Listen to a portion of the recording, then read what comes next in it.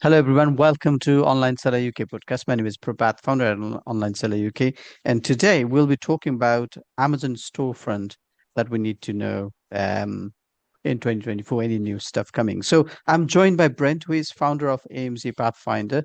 And he's got, I've been talking to Brent for a while and he's got loads of experience in ads and Amazon in general. So welcome to our podcast, Brent. Hey Prabhat, hello. Yes, thanks for having me back on. In fact, this month is the ninth birthday of AMZ Pathfinder, so we've been around for 9 years. Wow. Wow. Yeah. Yeah, so, and many years to come, I'm sure. I'm sure. So, right. So, yeah, you can start with your introduction and your company's introduction, and we can take it from the topic. Sure. Yeah, so like I said, we've been around for 9 years. We primarily do advertising and advertising related services on Amazon. A couple other things like content creation and conversion rate optimization, DSP, the usual kind of retinue of things related to ads to make them more and more effective. And yeah, work with North American, European, Asian brands selling on the different marketplaces. And been in the Amazon space for, yeah, going on 10 years now. Started Pathfinder at that point. So happy to be back. Excellent. So, yeah, so, let talk it away. So the storefront, Amazon have started to push to all the brands for some time, Yeah.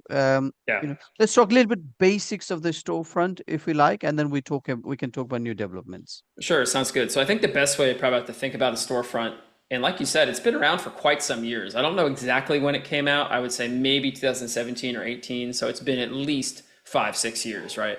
But it can basically be thought of as a mini website inside of Amazon's ecosystem. So we all have our product detail pages. That's the thing that gets the most attention and probably should. But I've always loved storefronts because it's given you kind of a blank canvas and you can paint anything you want on it and it's absent competitors. So people come to your storefront, they see the videos that you want them to see, they see the layout that you want them to see, they can really learn a lot about the brand. And more over the years, we have pushed our clients to use storefronts. We build storefronts as a service, and there are more types of ads that are able to drive traffic to storefronts. At first, it was just one type of sponsored brands, and now it's like every type of sponsored brands. You can push traffic to it.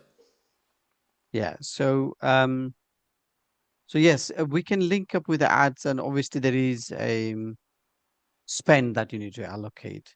Mhm. But also, I believe having the storefront on its own can be a little bit advantageous to the brand in some ways. Yeah, totally. I think we shouldn't miss that. So good point. People can come to the storefront through Google search or Bing search, like online. So they are indexed and they are found. People can also find the storefront if they click on the I can't remember the exact name Amazon has for it, but you see in any kind of product listing, they'll like see more from this brand. If you click on Yes. that, it'll take them to the storefront. And if you actually look in the insights area, aka analytics, which we can talk about in a second here, you can see a large percent of traffic comes from organic or other sources, what Amazon calls other sources. So that means people just shopping around in the Amazon ecosystem and they end up on your storefront somehow, or they're coming from just the web in general, or maybe you have a link in your social profiles or somewhere on a different site and they've clicked through there. So it's not just ads. In fact, ads usually make up a minority of the users and unique traffic on a storefront. Yeah. Excellent. So let's talk about any new developments that you are seeing lately, and that maybe that's coming along. Sure. The two recent things that I've really been into with storefronts are both inside of the insights area. So when you're looking at the storefront, you're mostly spending your time either A, designing it, or B, looking at the analytics, which Amazon calls insights. So you're in that insights tab. It's the second one from the left, if memory serves, when you're in the storefronts area. And there's two new tabs that they've added in there recently. The first one is called engagement. And what this does is pretty much just gives you views, clicks, click-through rate by product. So this is the first time I think they've really put something ahead that says, hey, here's the performance for each individual product in this storefront. Previously, it was like, here's just the page, and you had stats by page, which is very useful in its own. But now we get to actually see what products are the top of the list in terms of like views, clicks, click-through rate, and sales, and subsequent stats. So that's one we use frequently. And if you go in your own dashboard, I'm speaking now to the audience, you may see a little like blue new thing next to it. So if you go into insights and then you go to engagement, you might see like new tag, click on that. That's going to be where you'll find this engagement tab and you can see stats per product. So that's really quite useful.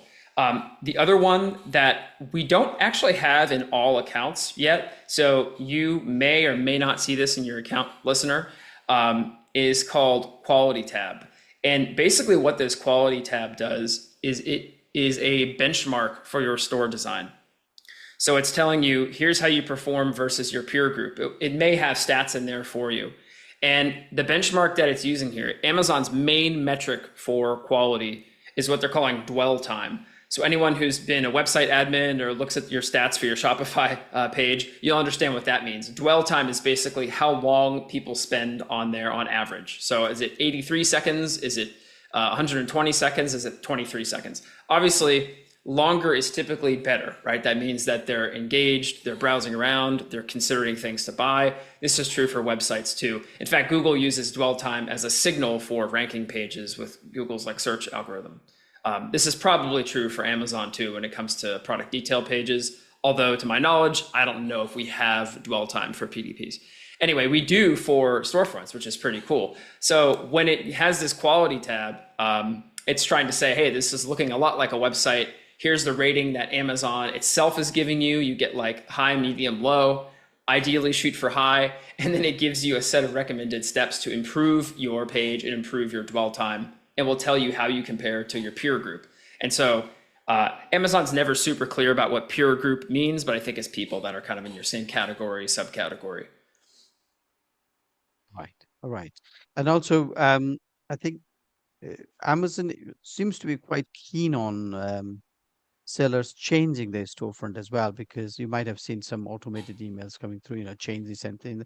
And that Yeah. relates to what you are saying about quality of engagement and things like that. So it's all good. So um, now coming down to let's think about obviously the sales we are getting through the stores and things like that. So what sort of sales are you seeing that's coming from the normal from the storefront?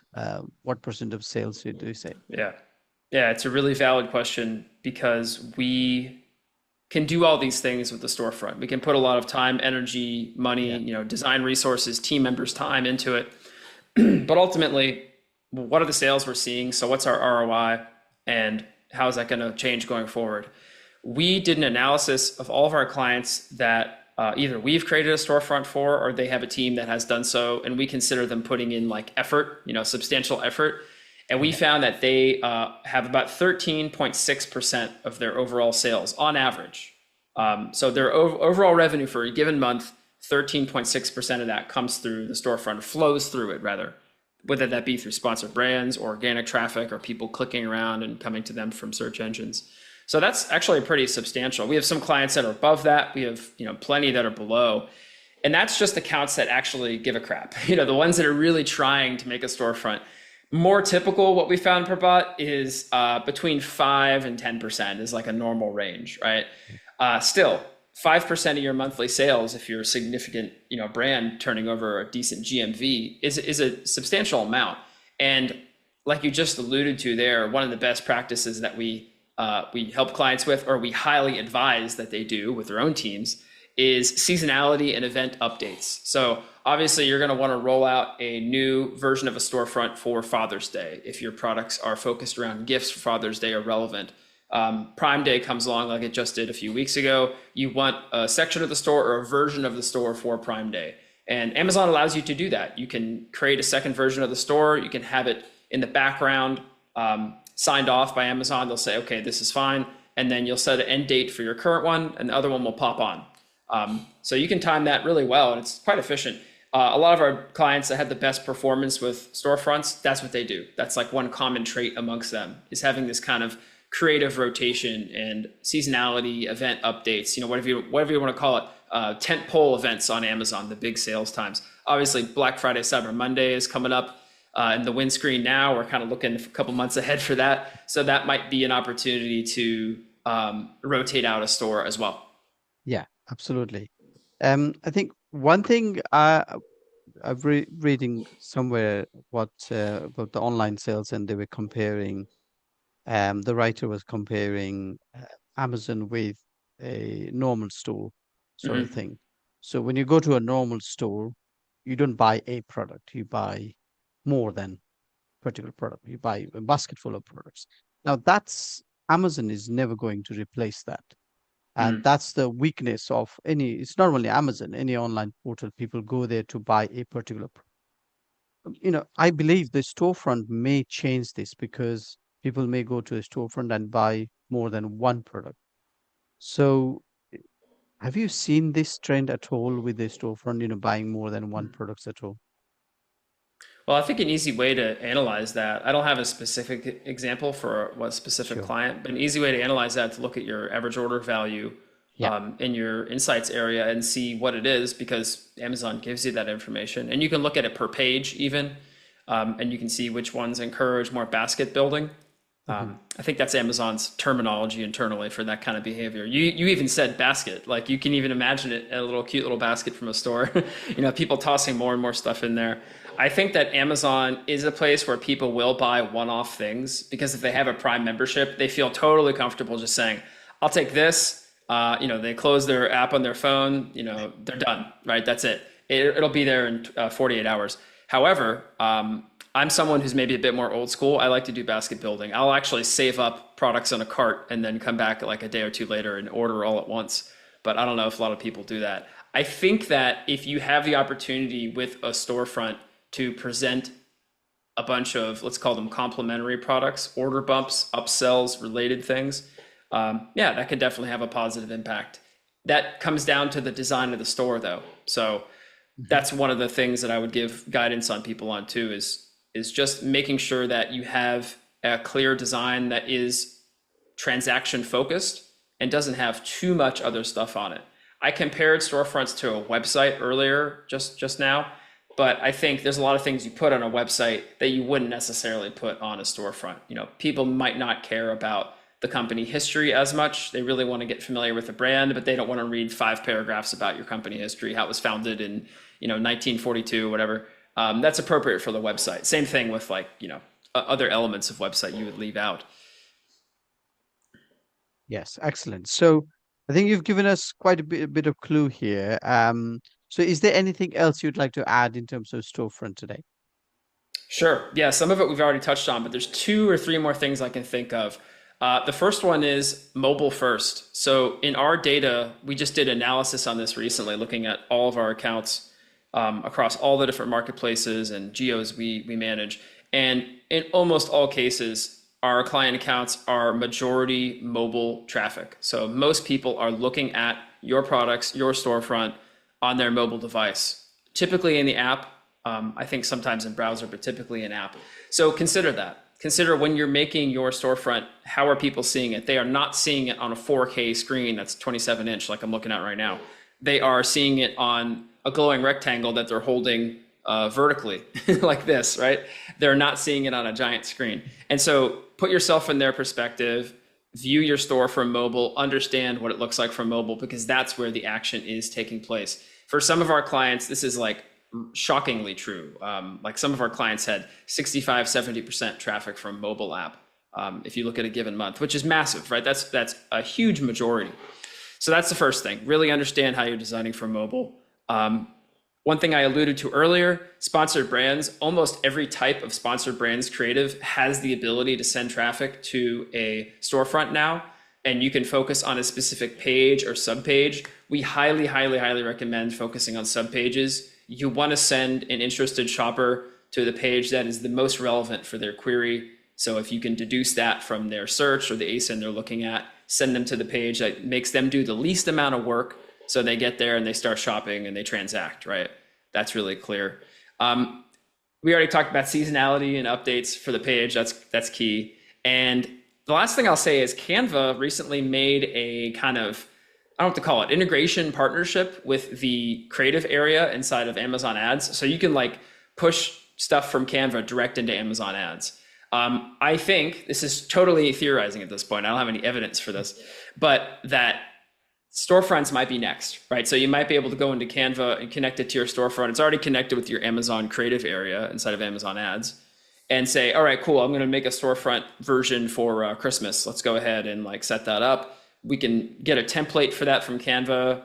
I myself or my team can put that together really quick. Let's push it over. Amazon has already certified it. Okay, cool. It's ready for Christmas in a couple weeks when that shopping period starts. I theorize that that might happen in the future. We use Canva at Pathfinder. It's a great tool. So yeah, why not? Let's keep fingers crossed. Yeah, excellent. You're true what you're saying about Canva. It might happen soon, but by the way of how they have integrated AI Yeah. images and images from the what free iSettle image and so, things like that. So it might happen soon.